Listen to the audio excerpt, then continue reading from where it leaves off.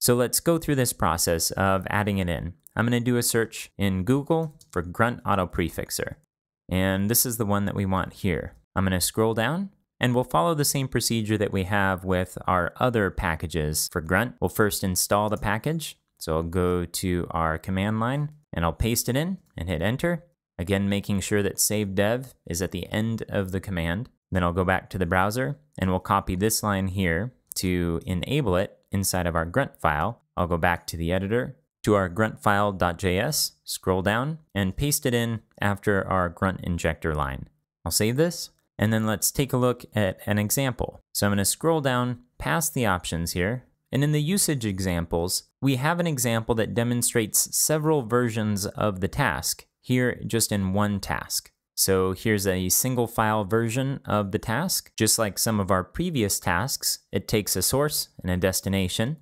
Here's some other options, multiple files. We can set the source to be overwritten. This is the simplest setup, and so on. So what we'll do is take the single file option here and copy it. And I'll go back to our editor and I'll paste in the options here. And let's change our source and destination.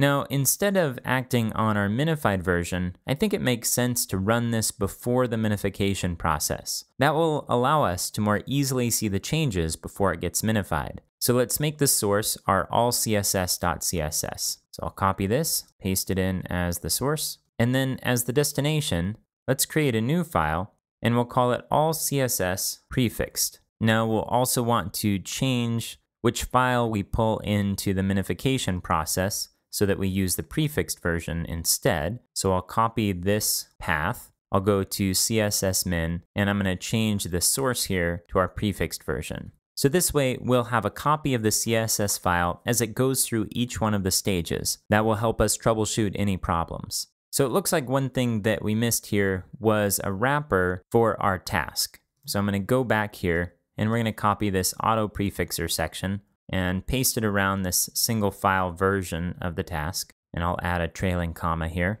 And now I'm going to copy Autoprefixer, and we're going to run this before the CSS minification. I'll save this, and I'll jump back to the command line, and we'll run grunt prod again. All right, so it looks like Autoprefixer ran without a problem.